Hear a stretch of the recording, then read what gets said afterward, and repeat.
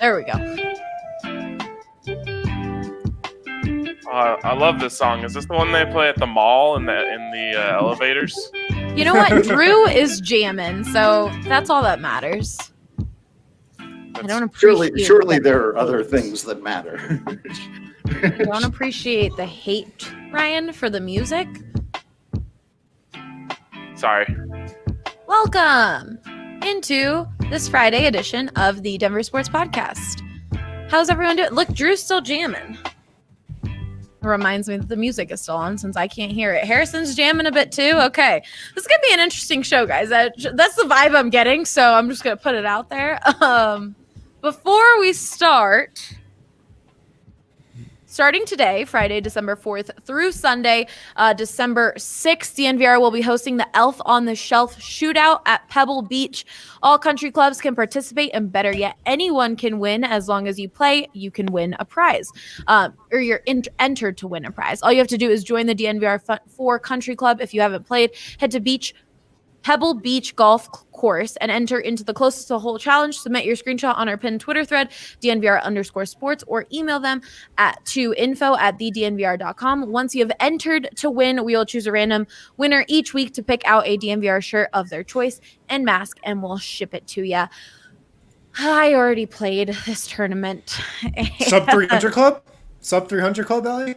No? And, I struggled saying beach, but that's the worst part of this. So I really should have remembered that I kept hitting it in the water. So I really should have remembered Pebble Beach. But, I had a really good first hole, and then I just fell off the deep end. I complained about it already in our golf Slack. But I am determined to get good at this game. And I saw some people in the DNVR lounge also saying they're determined to get good. So play these tournaments. I feel like that's such a good way to practice, even if at first you suck, because that's me right now. Anyone else play? The great thing about the close to the hole or close to the pin challenges is they take like a minute to play. They're so quick. So you can just bang them out like whenever you want. Yep. Harrison and I are perennial members of the Sub 300 Club. Top 10 finishes, all the above. Yeah. Congratulations. Thank you. Really proud of you guys. I hit one, I don't know what it is, but I hit one that was like 12.4. That was the first hole, and I was like, hell yeah. And then I hit it in the bunker every other time. Did you get the vibration? Yeah, when you hit it. Yeah. There's few better feelings in the world than getting that heartbeat. Okay. It quite literally makes you feel alive. Yeah. We will host a new course every week leading up to Christmas, like I said. So if you're determined to get good at this game like I am, check out all the courses every single week. Winners are picked every Monday, and you've got nothing to lose. Maybe you get a little frustrated, but that's pretty much it. You could enter to win a hat and a shirt and a mask. So if a little frustration to be entered to win, it makes it better. Anyways, download WGT today. If you haven't, join that DNVR 4 Country Club and tweet at us when you finish playing Elf on the Shelf shootout. Oh, you got the name right this week. Candied yams forever. Candied yams. I'll never forget that. Welcome into unnecessary sideswipe there. That's rude. Exactly. Welcome into the Denver Sports Podcast presented by Breckenridge Brewery. And with today's topic, I think some of our guys are going to need to drink some Breck brews, including Drew, probably mainly Drew, because this is a bit of a hot topic on social media right now with a few things going on. The headline of the show is, of course, how is ownership impacting Denver teams? And we've had some news on the Bowlen family for the Broncos, as well as Dick Monfort and the Rockies. So, Ryan, we're going to start off with you and the Broncos situation because once again this week, Beth Bowlen came out with a statement, not really saying much, but kind of insinuating that it just seems like they're going to sell the team. So, Ryan, I'll let you take over. Yeah, I just want to start by saying, what's an owner? Not familiar with the term. Haven't seen one in many years. So, yeah, I think the Broncos are a perfect case of why having an owner is so important. There's no one holding anyone accountable right now around that place. And, John Elway has had his ups and downs, but, there's no one he doesn't have a boss. And, technically people say Joe Ellis is his boss, but Joe Ellis has said publicly, I don't dabble in football operations. So that tells you right there that John Elway is working unchecked. And to be completely fair, Joe Ellis is working unchecked too.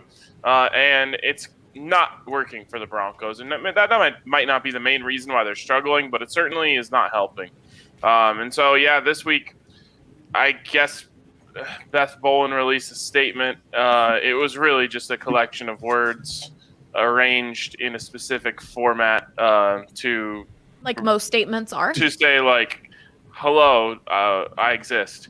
That's all I got from it, but I guess some people read it to say, that she wants the sale of the team, and then there's been some follow-up reporting since then that has kind of corroborated that and said, some of the Bowlen family members, specifically the kids, are pushing for a sale of the team.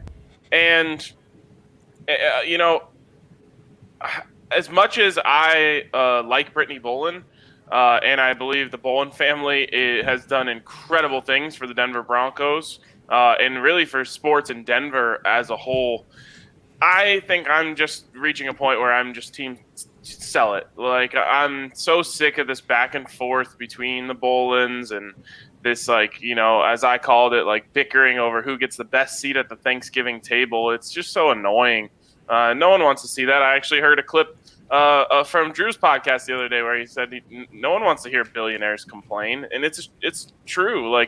Everyone's getting sick of this. The Broncos are just getting worse because they don't have leadership and ownership, and I don't have any faith in the trustees to make this swift. Because as I pointed out on our podcast the other day, the trustees are making six-figure salaries just for being the trustee, just for being the trust. So why would they be in a rush to appoint one of the kids to be an owner if they can just keep delaying? Especially with Brittany being so young, they could say, well, we're going to wait until Brittany's 38 and keep our six-figure salaries for, several more years. So that doesn't give me any confidence. And so I'm kind of hoping that the Bowlen family does just get together and say, you know what, let's just sell the team and have the terrible consolation prize of splitting $3 billion 7 different ways. Pretty crazy. For people who might not know about this Bowlen Bronco situation, I think most people do. Right now, the trust, there's only a certain number of kids who are qualified under Pat Bowlen's kind of rules that he gave out to take over the team. And that's pretty much Brittany Bowlen. Like Ryan said, she's really young. She's been working throughout the organization for a few years now, trying to get to know. She has really great degrees. She went to really great universities. A lot of things that Pat Bowlen wanted in an owner if one of his kids were to take over. But she is really young, and then all the other kids are just battling for the money. So it's really become a shit show, to say the least. Adult language there, but that's really the way that this looks like. Someone asked in the comments, how would a new owner help the Broncos, Ryan? Austin here said because the person coming in would most likely hold on to Elway.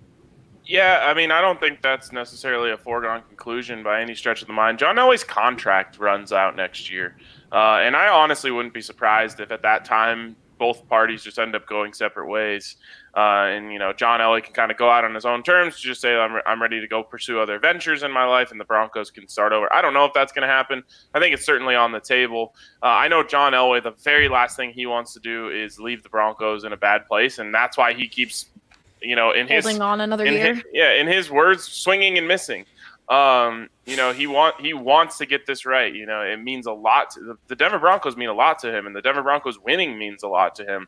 So, I think his perfect scenario would have been Drew Lock hits, the Broncos are on an upward trend, and he rides off into the sunset saying, you guys got this from here. Unfortunately, it's not trending that way right now, but I think that's kind of the best case scenario for the Broncos, and that's what John Elway wants, is to leave this team in a good place. As for how an owner would help, and this is one point that I forgot to mention in my kind of opening there, is money. money. The Broncos. Money. The Broncos aren't in a very cash-rich position right now. And as you look around at a team like the Kansas City Chiefs, which of course everyone is comparing themselves to right now, especially in the AFC West, they are, to steal a term from Parks and Rec, flush with cash. And it's allowing them to do whatever they want. There's an old idea that after you win a Super Bowl, it's really hard to keep your team together because everyone's price just went up. Well, the Kansas City Chiefs gave a big middle finger to that idea and just paid everyone. And as I always say on the Broncos podcast, the salary cap is fake. It's just an excuse. If you want to work around the salary cap, you can in the NFL, and the Chiefs have proven that. So cash is a huge, huge part of being a successful owner. And obviously the Broncos, without an owner, are in a cash problem. And to be completely honest, even if it were to stay in the Bowlen family, the Bowlens don't have the type of money that you're seeing, these other massive owners have. The Mark Cubans, the Steve Ballmers, the Clark Hunts. So that's another thing that I think would really help. Who knows what they would do with John Elway, but it would also, I think, just help to have someone who's, holding John Elway accountable. We also saw this last weekend what having an owner might have done for the Broncos, as the Broncos played a game with no quarterbacks on the roster. And this league with Goodell, possibly if the Broncos had someone fighting for the team saying, no, we're not playing this game, an owner to talk to Goodell, then maybe it wouldn't have happened, because we saw a lot of what happened with the rest of the weekend with the Steelers and the Ravens. And so having an owner would also just have someone who is looking out for your team when it comes to sitting at that big table of owners in the NFL. And obviously we know Joe Ellis isn't doing that. And so that could have been another reason why the Broncos actually did play that game on Sunday. Yeah, I mean, I'm sure Joe Ellis did his best to do whatever he could, and John Elway said, he tried too, but there's a difference. Like, Roger Goodell works for the owners. He is employed by the owners. So, if an owner, a powerful owner, comes to him and says, hey, man, we need you to help us out a little bit here, there's a lot better chance of him obliging than the Broncos, who don't even have an owner, trying to get their way. And I do think they kind of got pushed around a little bit last weekend. From everyone else's perspective, I want to hear, outside looking in with all of these other ownership issues or just ownerships that you guys have, how do you feel about this Broncos situation? I'll start with you, AJ. I think the lack of leadership and stability there really hurts them. Every organization, every business takes its cues from the top. You look at how we as a company have grown over time, and how we reflect so many of the ways in which Brandon has grown over the years, and the way that our leadership has grown, and we found our rhythm that way. It's not unlike any other organization. Sports teams aren't any different. You have an identity, you have confidence, you have accountability. The Kroenkes are interesting because they're a little more hands-off in a lot of ways, but they hire people and they say, go do the job. And if they have a problem, then they come into them and they say, hey, what's going on here? When you don't have a clear-cut owner and it's like this random dude, Joe Ellis, it's like, okay, well, John Elway has to answer to Joe Ellis, who he's pals with? There isn't a clear-cut hierarchy. There isn't a person at the very top that the organization kind of takes its cues from. It's this collaboration, which just doesn't. If it worked, great. You could say, hey, it's unconventional, but what are you going to criticize about it? But it's not working, and it's the worst, most unsuccessful era of Broncos football in modern history. And I don't think that it's a coincidence. Yeah, you made a good point there of this by committee type approach. It's like, if you're rotating quarterbacks in and out of there trying to figure out which one is the quarterback, it's not going to work out very well. Look at the Philadelphia Eagles. Yeah, you need an owner. You need a quarterback. It doesn't work when you're trying to, do a by committee approach, or, Drew can tell you, closer by committee. That doesn't work either. Yeah. Bad idea. Harrison, how about you from an outside looking in perspective? How do you feel about the Broncos ownership debacle? Usually this is the case in the NBA, and I'm sure it's the case in most sports, but the more involved and like the more public and the more out there an owner is, it's usually a bad thing. Like you want your owner to, like AJ was saying, hire the right people, let them do their job, and just kind of be there as a sounding board for that organization. The fact that the Broncos they don't have an owner, but their ownership situation has like there's just been so much noise about it. It's like the worst thing that can happen now. So, I mean, I agree with what all you guys are saying. It just seems like there's a lack of leadership because it does start at the top, and that's the tone that's set throughout the entire organization.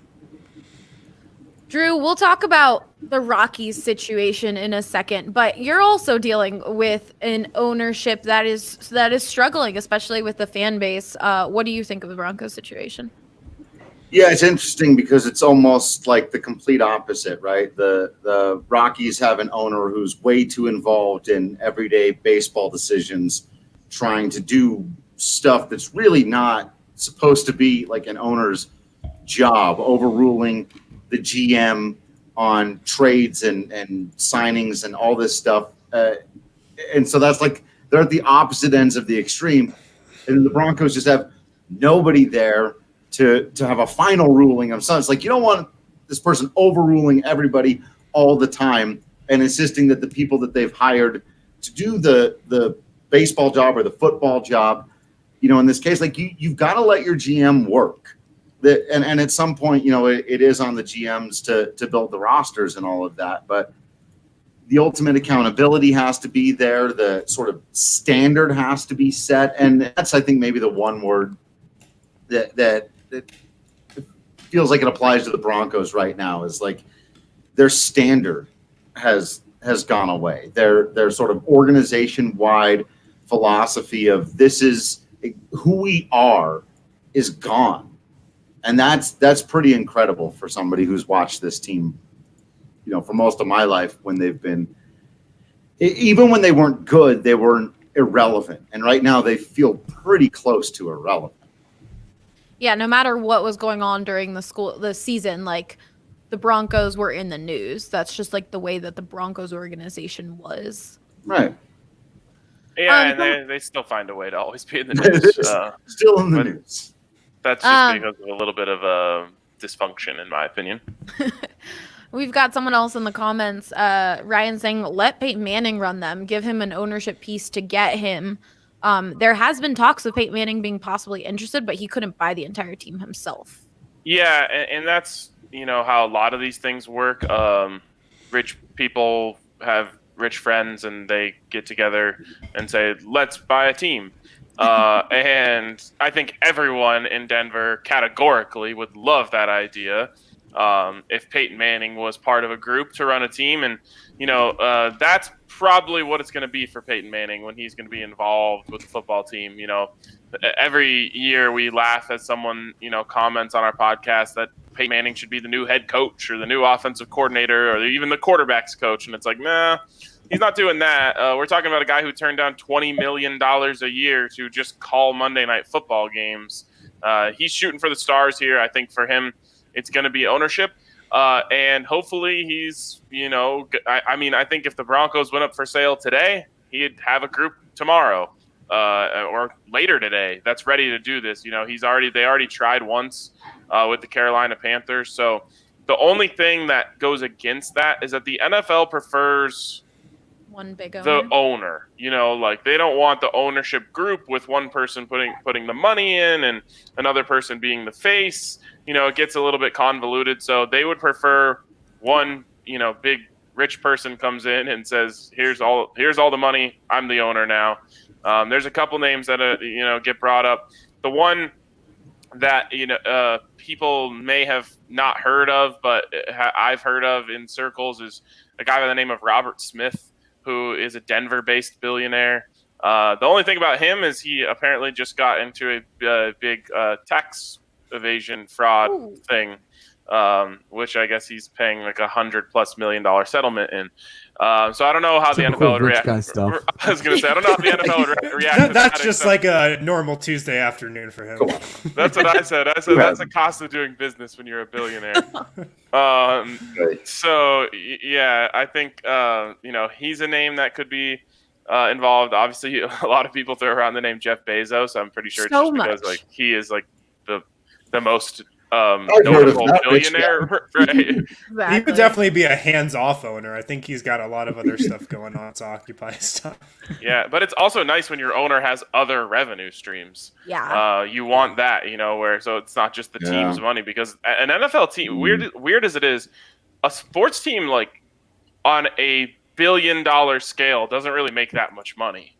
It's that's why you want the owners who look at this as a challenge. They just want a fun toy that they could try to make into a champion. Totally. It's a trophy business.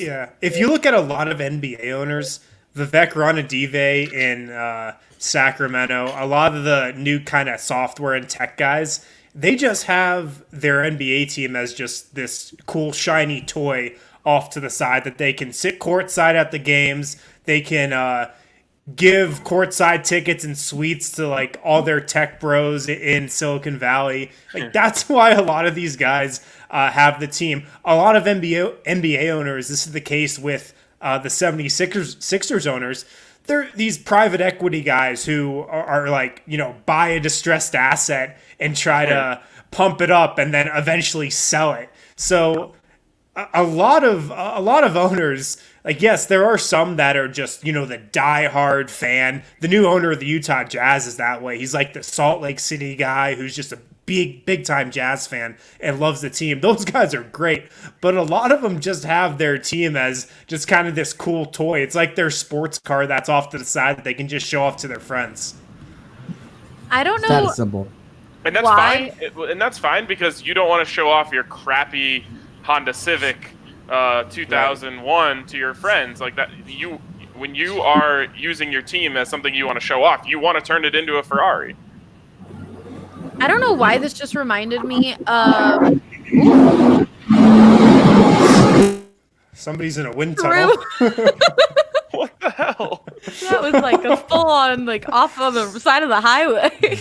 Legit street race going on outside Drew's house. Drew's yelling like, "I'm on a podcast. Can you be respectful?" My dumpster truck guy, what are you doing here? Apparently it's trash. He drove into your house? Brutal. I don't know why this is it's on topic but kind of off topic. Ryan, I don't remember the story completely, but wasn't there a guy who convinced someone to sell them a team without having any money? Yeah, AJ can speak on this. That's an old NHL story. It's my favorite 30 for 30 about the guy who just hung out around rich people and then convinced everyone he was rich based on the company that he kept, and then convinced it was the Islanders, right? Yeah, John Spano. Yeah. Oddly enough. That's what the Spano over here was yelling. Those Spanos, man. AJ, for the people who might not know the story, tell me a little bit about it, because it's a crazy story. Yeah, basically he did what some rich guys get away with doing, which is they pretended they were rich until somebody important believed them, to the point where financial institutions were like, "Oh, well, that guy must be rich. Look at the company that he keeps. Sure, we'll give this guy a huge loan," without doing any of the background work to make sure that he's totally legit, and more or less conned his way into becoming the owner of the Islanders. And he was like this close to actually owning the Islanders, because apparently he was like, he just needed to like complete this one payment that was like $250,000 or something, like nothing like that crazy. And he had convinced a guy to like lend him that money and pay for it. And so if he would have gotten that one payment in, he actually would have owned the Islanders. And then God knows what would have happened. But yeah, you got to watch the 30 for 30 because it's fantastic. Like that type of stuff is so fascinating to me.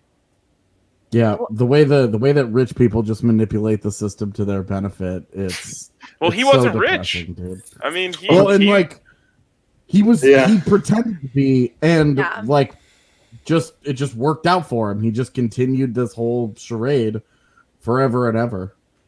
It's crazy. There was actually a really long article in the New York Times about this girl who did the same thing. She was like 18, but she just like bought a bunch of expensive clothes, all that stuff, and found a way to live in New York City, not pay any rent, go to all of the best events, and just con everyone. And then she got caught and is now in jail. It's crazy. Yeah, it is really crazy. I used to have a saying that, like, if you're just wearing a suit, anyone will believe anything you say. And I think that applies here. Okay. Before we start talking about the Rockies, guys, the gyms may not be full, but there's definitely no shortage of madness this college basketball season for us fans of college basketball powers that have gifted us with a top-tier matchup between two powerhouses. This weekend, Gonzaga and Baylor will be going toe-to-toe for what could be the nation's top ranking. DraftKings Sportsbook, America's top-rated sportsbook app, is bringing you closer to the action. Puppy. With these can't-miss offers, DraftKings is giving all college basketball fans who sign up now the chance to win $100 when betting on either Gonzaga or Baylor to win this clash of titans. Plus, you'll get a deposit bonus up to $1,000 when you sign up using that promo code DNVR. Ryan, who you taking? Or are you hedging? I mean, I would definitely be hedging if I had that opportunity, but I do like Gonzaga. Which is a new term I learned. One. We just did an explainer on it. I knew about emotional hedging, but now, I knew the idea of emotional hedging. Now I know what actual hedging is. I love that Allie knows what emotional hedging is before she knows what actual hedging is. That's fantastic. I didn't know that there was like a hedge calculator and everything. Like, I didn't know any of that, but I knew emotional hedging was betting on the other team so that your heart doesn't break fully when your team loses, which is inevitable in my life. My least favorite part about sports betting is how much math is involved, but there are resources. So who would you be taking? I think I interrupted you. I would take the Zags. The Zags. Anyone else? Harrison? I was watching Gonzaga the other night against West Virginia, and their point guard, like Gonzaga's top-rated recruit ever, looked like he tore his Achilles in the middle of the game and then just came back in the second half and kept playing. So for that reason, I'm sticking with the Zags. Good logic. The Zags, the toughest team in the nation. All right, Drew, do you have any ideas?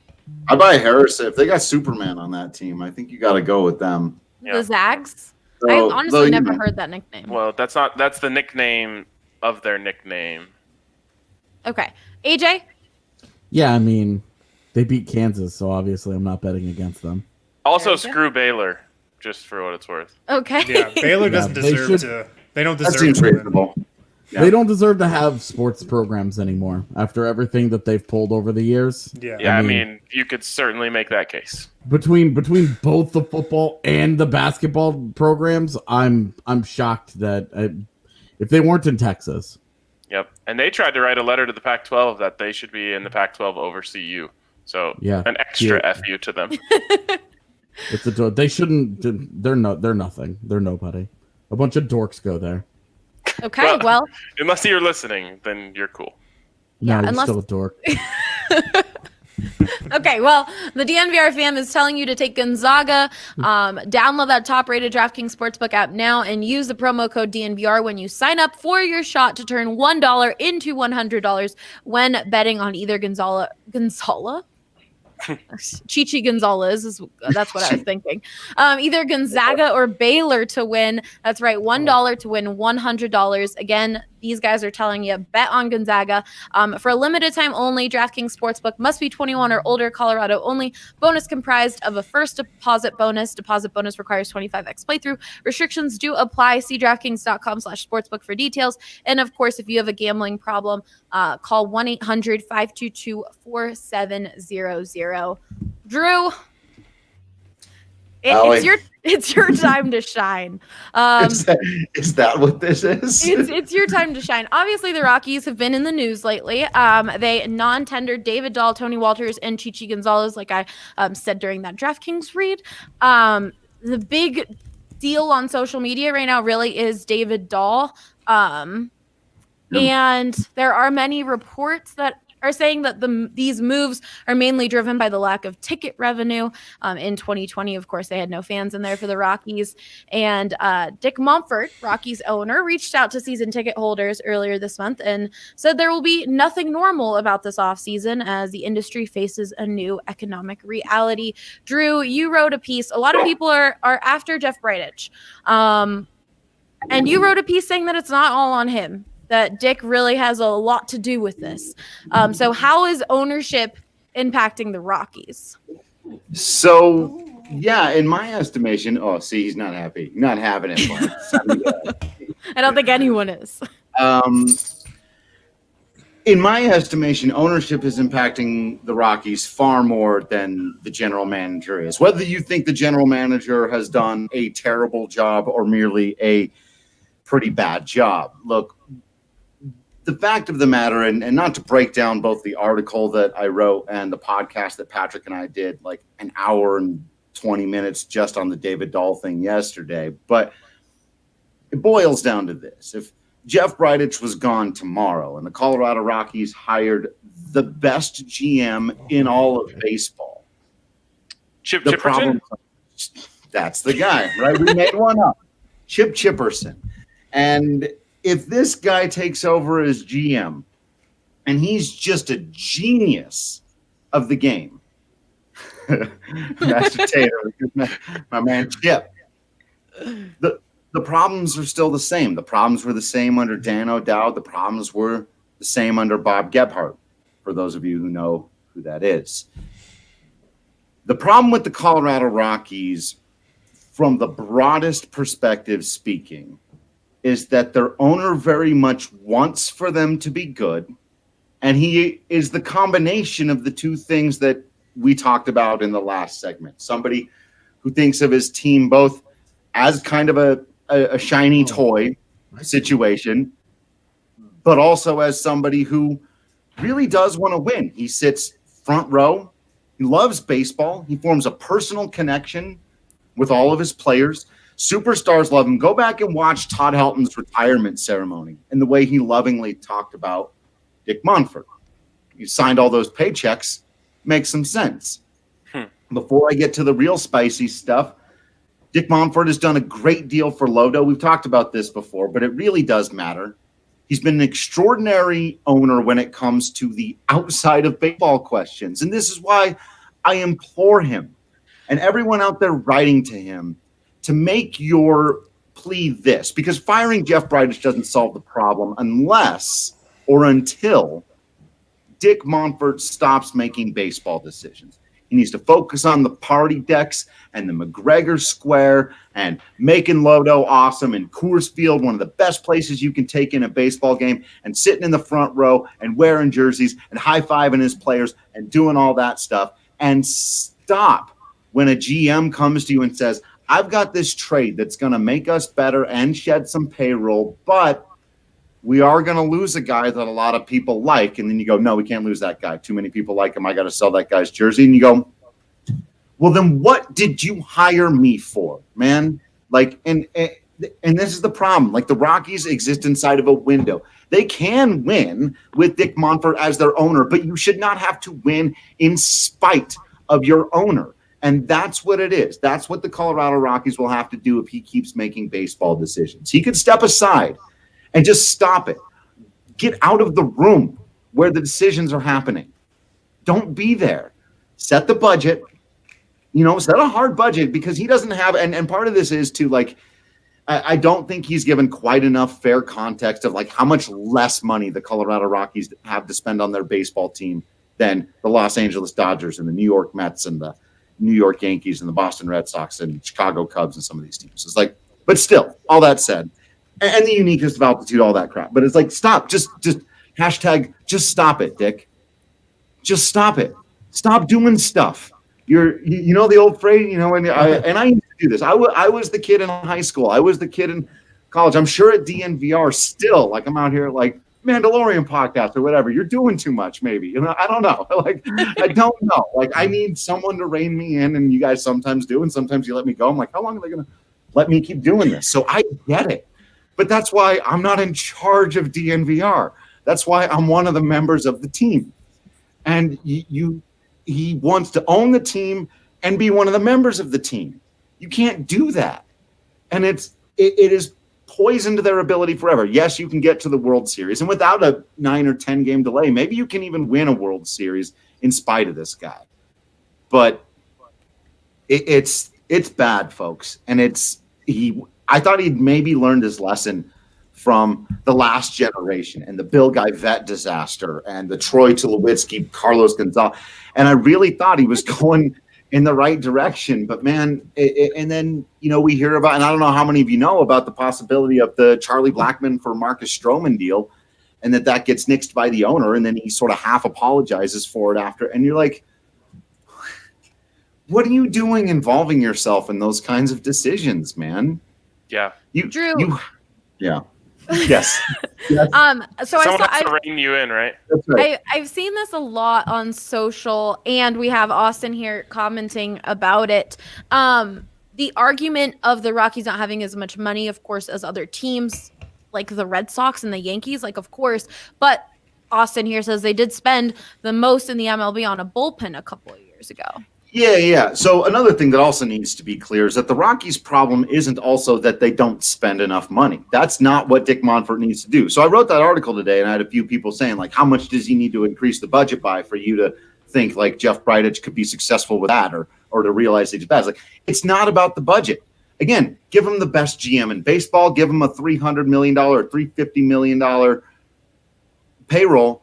It doesn't matter if you're involving yourself in those kinds of decisions. The problem is that they've spent the money poorly. So that's on Jeff Bridich, right?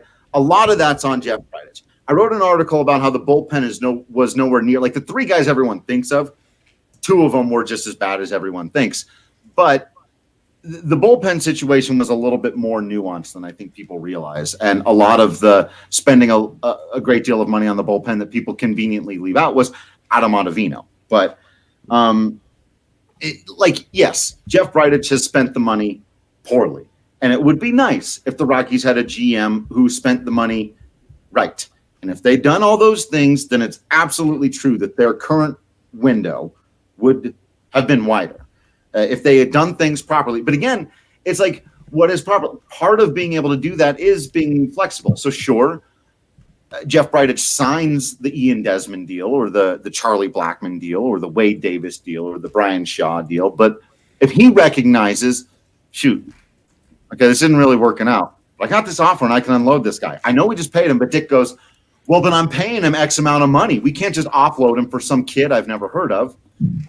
Then you're screwed. So yeah, it's his fault for doing it in the first place. But when you've got an owner that will not let you get out from under, every GM in baseball or football, basketball, NHL, everyone signs contracts that a year and a half later, they're like, oh, maybe I shouldn't have signed that contract. And the good ones get out from underneath them. They trade those guys. They find a way to maneuver their way out of it. And if your owner won't let you have that kind of flexibility, that's what I mean by the Rockies being in this tight prison. It's they've got to get everything right. They can't miss on two high-profile players or it sinks them for half a decade. That's a crap position to be in. And they wouldn't be in that position if they would just let the GM operate the team, whoever it's going to be. And no, I don't think Bridich would have all the answers, the magical answers. But again, I think people are fooling themselves if they think you get Jeff Bridich out of here tomorrow, you bring in a great GM, and that guy's going to have a plan to turn the Rockies around, and he's going to have the freedom and ability to do it because How about both? Yeah.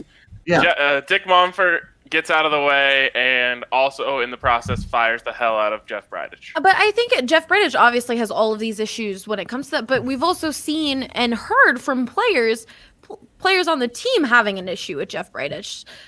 I feel like that it's not just Jeff Bridich maybe not managing things well, Dick Monfort being too involved, but his personality with some of the players on the team has not worked. So that could improve the locker or the clubhouse a little more. Well, I mean, and that's the problem with Jeff Bridich is he's, I saw Brandon tweet out something today. It was a quote from someone who said something along the lines of make it easy to be your friend and hard to be your enemy, and you'll go a long way in life, or something along those lines. Well, Jeff Bridich is doing the opposite of that. He's making it difficult to be his friend and easy to be his enemy, and that's the big problem here. Is he's a really easy target for the fans because, for lack of a better term, he acts like a dick a lot of the time, and no one wants, and people don't want a guy like that running their franchise, especially when the franchise is struggling. Yeah, no, I mean, all of that is definitely true. I just think that he's taken way much to heart this idea that he's got to go out there and be the bulletproof vest for Dick Monfort, and it's like that's a dumb. That's just not. I don't think that's a good way to approach the job of being GM. Let me put it that way. Like I don't. And he's been defensive from the beginning, and he's kind of like. He's had these philosophies when it comes to the press of like, I'm not going to talk about any of our strategy. I'm going to treat everything like it's a nuclear secret, and I get it, but yeah, RK is exactly right. He's made it very easy to be his enemy. And for me, as somebody who has watched and very deeply researched this team for a long time now, my concern is that it has become a scapegoat. That there is this idea that, like, because it's gotten so toxic about him, and he's created that, and so, whatever. But getting rid of him, like I said, it doesn't solve the problem. It doesn't solve the larger problem that the Rockies have, and until they address that, people are going to continue to go through these cycles where we're right back having this conversation again 4 or 5 years from now about the next guy.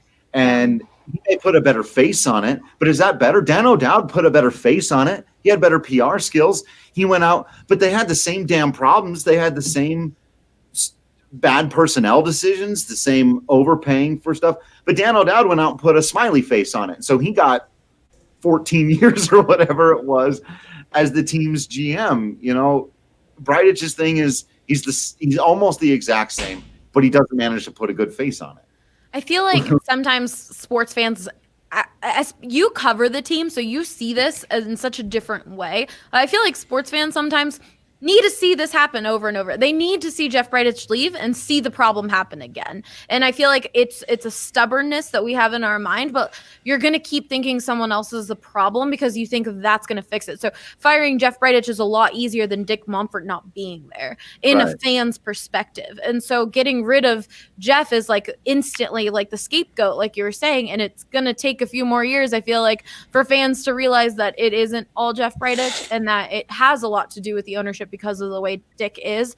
But I want to open this up to the floor to Harrison, AJ, Rye, you already talked a bit, but seeing it from an outside perspective, looking in, and also carrying and watching the Rockies, how have you guys felt about this situation? AJ, I've seen a few of your tweets, so I'll let you go first. I mean, Bridich just needs to stop being so smarmy in public.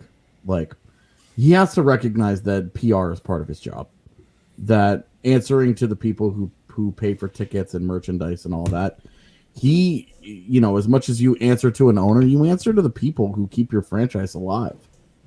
And because if you don't have a fan base, your franchise dies. The Phillies are trying to claim they've lost $2 billion this year. Like, These people are grifters. They're lying about everything because they're rich and they don't like losing. And you have Jeff Bridich rolling out there who's like, no, I'm not gonna tell you anything. And it's just like I get that he has an antagonistic relationship with local media, but some of that is a self-inflicted wound. All of that is a self-inflicted wound. You can't get away from that. Not all of it. I'll just say that much. It's very easy to get the media to like you. Very, very easy. Yeah, this is not Boston. This is not New York. We don't have the kind of media that pursues a negative relationship. That's with a people. great comment right there. You can only be Bill Belichick and just pull that crap with the media, pull that crap with the press if you back it up with winning. You can't carry on that act and not field, a playoff team. You just can't. Look at Josh McDaniels. It's the perfect example of, he wanted to do that whole thing and, act hard around everyone and be the tough guy boss. And then as soon as you start losing, he started 6-0 and everyone was fine with it. Then as soon as you start losing, people start jumping off the ship real quick. Mm-hmm. Yeah. I just always compare what the Rockies seem like they're doing to the Nuggets, and being around the Nuggets, guys, they're not doing rocket science over there. Like the Nuggets aren't some they're not this groundbreaking organization that's coming out with all these different ways to run a sports team, and like it's not rocket science. Tim Connolly, who's been running the Nuggets for the last several years, has got to have one of the more collaborative approaches in sports. Everybody in the Nuggets front office, from the lowest level scout to the assistant GM, has input in every decision that the Nuggets make. It's got to be one of the more collaborative approaches in all of sports. And they're patient, they're smart, and ownership obviously comes into this in a big way, because Josh Kroenke, I don't think he started off when he kind of took control of the Nuggets on a good foot by any means, but he's definitely grown in the job and learned when to give his input and when to stay out of situations and really let Tim Connolly just do his stuff. But it seems like to me that Jeff Bridich tries to run the Rockies like he's sitting in some ivory tower, but what I've learned from Tim Connolly is that you got to be selfless. You've got to admit that, yeah, I don't have all the answers sometimes. Yeah, I get lucky sometimes. He's the first one to admit that. And I feel like Bridich could use some of that. I feel like in today's day and age, we see that even with us, like authenticity is so, so important in every industry, in journalism, the way we work with our members and everything, like being true. And you make a mistake, you mess up, like we're all human. I think people are willing to admit that a little more now. But if you're like true to that, if you do admit to when you make mistakes, if you make fun of yourself in certain situations, when you say canned yams or something like that. Candid yams. I feel like authenticity is so big, and you see that with Tim Connolly. You see that with just different general managers, and I think that's kind of just Jeff Bridich has just not done that. Oh. Drew, do you want to Drew, do you want to give a closing kind of statement on the Rockies and your thoughts on it before we just kind of move on quickly to the Kroenkes? Yeah, I mean, his heart's in the right place, and his head is on Mars when it comes to modern baseball. Like he's just got to get out of the way. And I think, look, he's not going to sell the team. I've seen a lot of people asking, like, is there hope? Like, and this is the tough thing, because I know Rockies fans are searching for hope, and this is the question: will the Monforts ever leave? The short answer to that question is no. And after Dick Monfort's done owning the Colorado Rockies, Walker Monfort is going to own the Colorado Rockies. Cooler name. Yeah.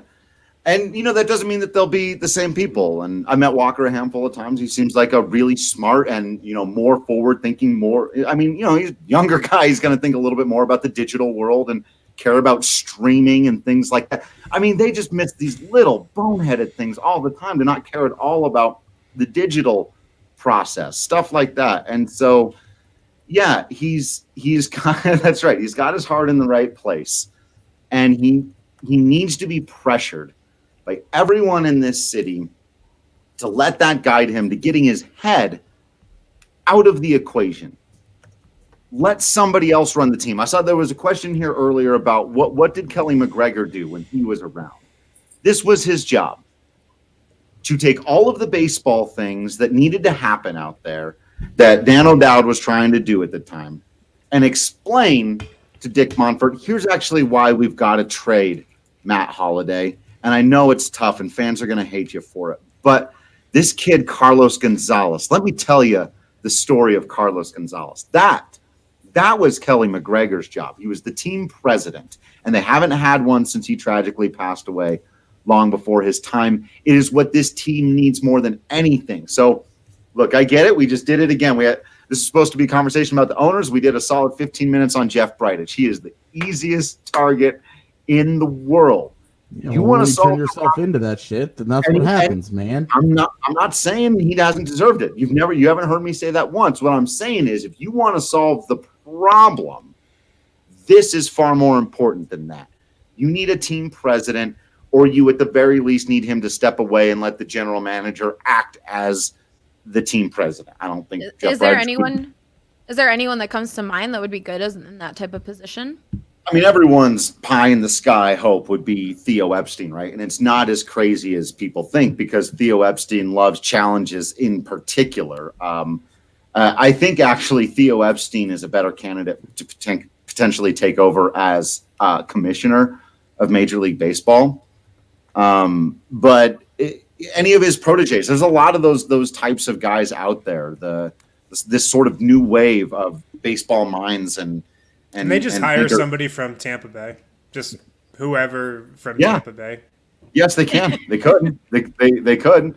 And that's Patrick had, in my estimation, the tweet of the year at the very beginning of the Colorado Rockies offseason, where he said, if they went out and spent $15 million, $20 million, whatever you think, to sign Trevor Bauer or JT Realmuto, whoever you think is the best free agent, or both of them, or three of the best free agents in baseball for $60, $70, $100 million, it wouldn't be as good for their franchise if they spent $15 million, which is probably about what it would take, to make Theo Epstein your president of baseball operations and let him run the show. But if Theo Epstein walks into Dick Monfort's office and he goes, yeah, but every once in a while I'm going to veto some of your trades, he's walking right out of that thing. So,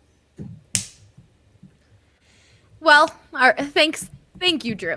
I know that Rocky's Twitter has just been a whirlwind the last few days because of all of these things. When I told Drew we were going to talk about this, he just laughed because this has been your whole life, right? This last week is just so much of this. Just know all of us at DMV really appreciate you, no matter what's going on with the Rockies. Love you guys. Before we move on to some Kroenke talk, guys, you're eating a lot of food. It's Thanksgiving just happened. I see everyone's thinking of how I'm going to transition to I'm this. not eating any food, but I wish I was. Okay. Thanksgiving just happened. Now it's the holidays, Christmas. You might see your parents. You might see your grandma over FaceTime. And what they always ask the questions, what's going on? What's wrong with your teeth? Are you okay? Well, go to Green Mountain Dental Group. Thing that happens what kind of conversations are you having here? All the time. Parents and grandparents, they just kind of why are you wearing that? What's going on? How have you been to the doctor? Have you been to the dentist? Well, you can tell them you did go to the dentist because you checked out Green Mountain Dental Group in Lakewood. They're just 15 minutes away from downtown Denver. Leave me alone and let me say my reads like I want to, AJ.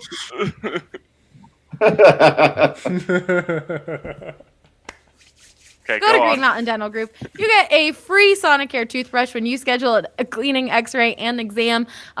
Something free. Come on, that's awesome. Just go schedule a cleaning, x-ray, and exam. They treat you like family. They're so nice over there. And they're just 15 minutes away from downtown Denver. If you've been looking for a new dentist, definitely check them out. Supporting them really supports us. So thank you all for laughing at me. Stefan here. LMAO Ali, that was too funny. I don't like puns. Patrick here. My grandparents asked if I tried the Breck Brew Palisade Peach. There you go. I'm drinking the Christmas ale, and it is fantastic. But you know what? Your grandparents may ask about all of our sponsors, so go check them out. Anyways, AJ, I guess we'll go to you after you were being mean. I think I was just worried about what was going on with your family helicopter dinners. landing on on Drew's front porch.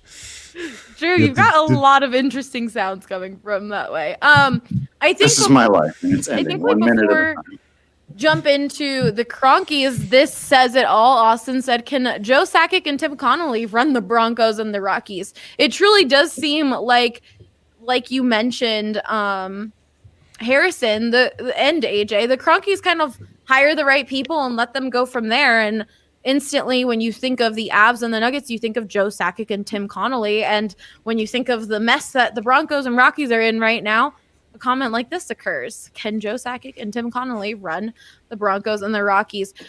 Brian said before the show, is there anything when it comes to ownership that you could complain about, AJ? What'd you say it was? Yeah. They need a practice facility that is not from 1995 when I hate you so much. became a thing. Why did they sell the Candyland stuff? Lollipop Park. Lollipop Park, Candyland. How dare you besmirch the good land name? I mean, Lollipop Park no longer exists because they probably, it requires people to come in and kids to ride those rides, and everybody. But with Lollipop Park out of the way, could the Avs just buy that entire area and make it their own? Maybe. I don't know. That has to be sure. If they want to raise that building and then rebuild it into a modern day facility, then I guess that's something they could do. Yeah, they already own a ton of land downtown. That's why all the speculation has been that they're trying to find a place to move Elitch's and then build an NBA and NHL shared super high-end practice facility that'll be right across the street from Pepsi Center. That's like the theory. Sorry, a comment said Allie's grandma's bullies her.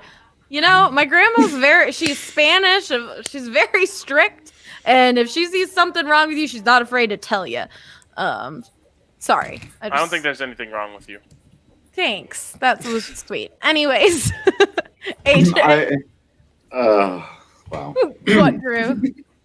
I'm still stuck on your. Oh, now I got dogs yelling at me and stuff. I'm still stuck on your supervillain phrase of "with Candyland out of the way." Lollipop Park. Yeah. Oh. Yeah, AJ.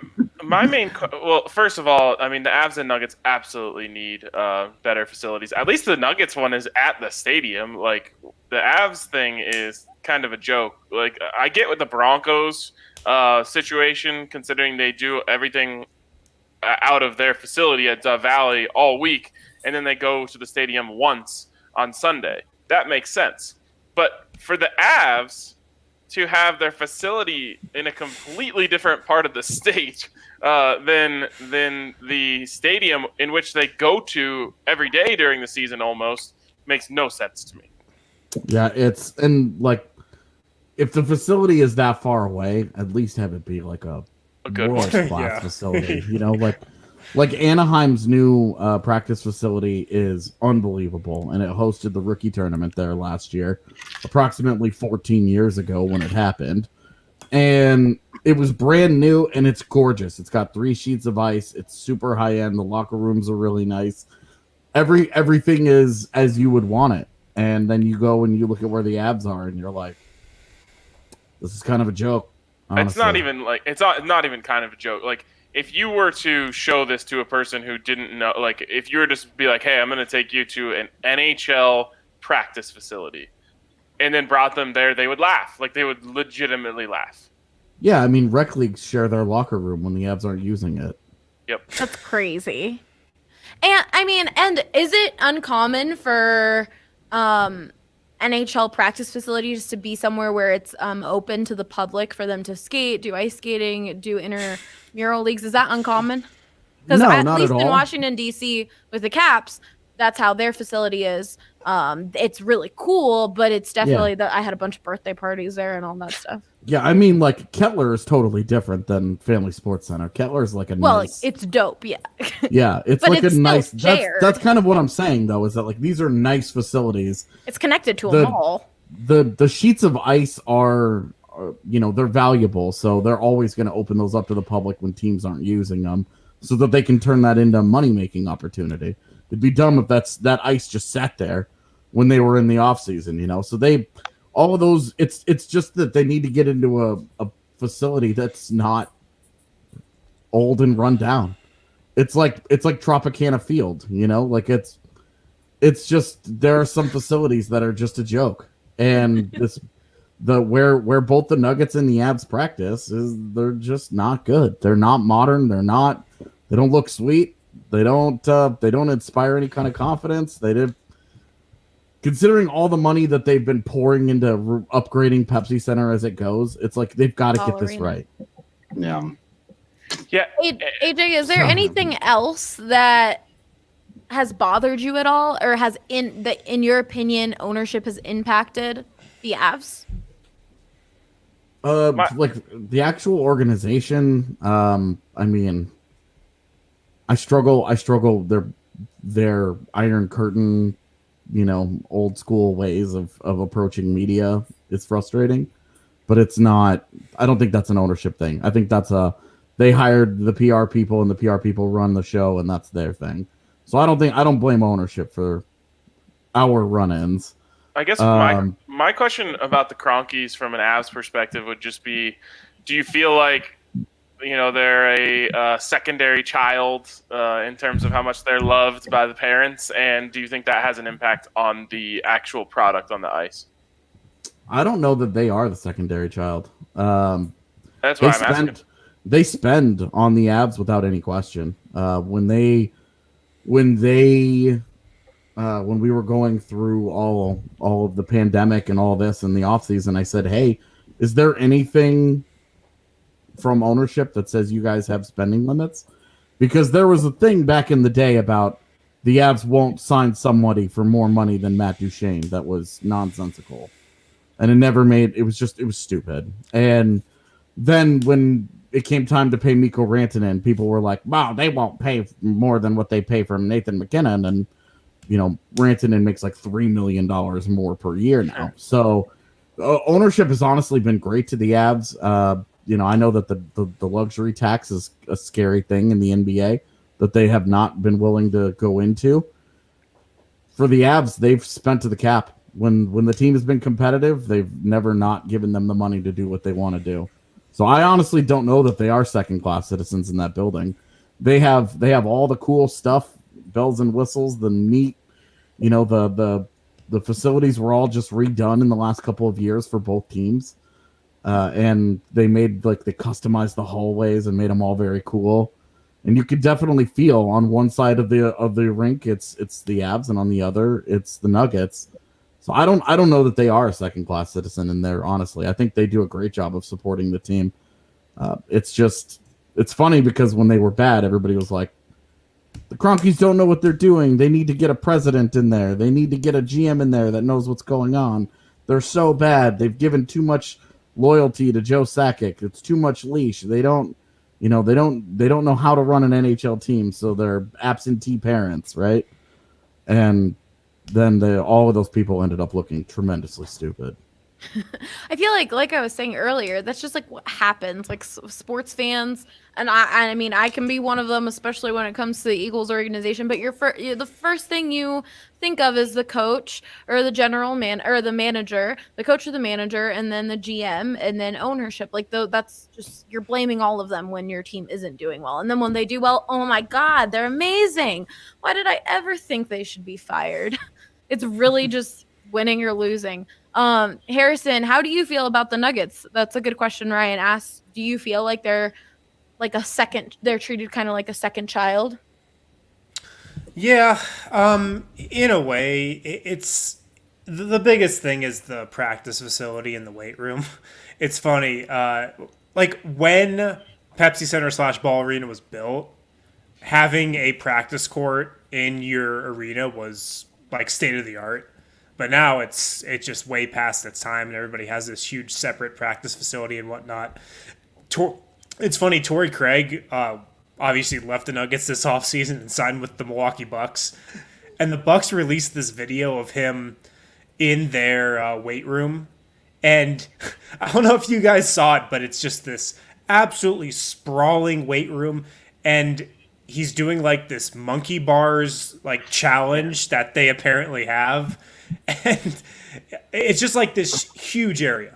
And the Nuggets weight room, it's right next to its practice court. It looks like a Planet Fitness, like, to be completely honest. Like, I'm sure Bull, if he stretches out his arms, he can almost touch like wall to wall. Might be a little hyperbole, but it's not that big. It's really not. And I mean, that's the next step for them. And it seems like there's going to be a huge practice facility where Elitch's is, but that seems like it's years and years and years out still. Until they break ground, you can't even get excited about it. It's like so far out, it's almost not even worth talking about. So that's the biggest thing. And then the other thing with the Nuggets and the fact that they have like one of the more respected front offices in the league and probably one of the better coaching staffs in the league is incredible. But they don't have a huge reputation of spending a lot of money on non-players. Like, they'll spend money on their roster, but not always on coaching staffs and front offices and that sort of the personnel side or the staff side of things. So that would be the other thing that jumps out that they could do a better job at. If we were doing who won the week this week with all of the Broncos, I feel like it would be who lost the week. I miss that. We should try and find a way now that sports are coming back, especially the song, guys. I missed the song. Yeah. Slaps. Absolutely. It's got to be the Nuggets, right? Huh? It's got to be the Nuggets, right? Who won the week? Training camp opened. Everybody's excited. The Rockies are a tire fire. The Broncos, whatever that was, just happened. And the NHL may not even have a season. So, the NHL is going to have a season. Yeah, I'm not actually concerned even the slightest about it. I think like the Nuggets, just by like doing the least, would have won. They didn't even have to do anything. They would have just won the week. Yep. The Broncos take on the Kansas City Chiefs this weekend, and it's going to be an interesting one. Ryan, do you know what the spread is off the top of your head before we wrap up? 13.5. 13.5. Okay, are you taking? How do you feel about that? Are you taking it? No. No. AJ, you taking it? No. Let me just say, Vic Fangio. In the Vic Fangio era, the Broncos have never even come close to covering that big of it. That's a huge spread. The Broncos have never even come close to covering that. So it's not necessarily a good setup for the Broncos. As I tweeted out, the only hope is that the last time the Broncos beat the Chiefs was in 2015. Another thing that hasn't happened since 2015 is the McRib being in Denver. And the McRib returned to Denver this week. So the Broncos might beat the Chiefs. Okay. I think that's all we need when it comes to talking about the spread. I do want to give a shout out to BC Jayhawk Rocks. They left a review on iTunes, 5 stars, saying this is the best show to listen to if you love all or even some of the major Colorado sports teams. Fantastic show. We appreciate you for listening, and definitely go leave us some reviews. If you're watching on YouTube, definitely hit us up with a like. All of those things really help us out, so we would really appreciate it. Can the McRib be the Rockies GM is what someone is saying in the comments. Can folks get a McRib at the DNVR bar, Patrick? No. You know the answer. Bar's closed, unfortunately, and we will not be doing takeout as of right now. So definitely check out DNVR Locker or subscribe to DNVR to support us, or, go to Green Mountain Dental Group so your grandma doesn't bully you. Do that. We will talk to you guys next week. Thank you for hanging out and have a wonderful weekend.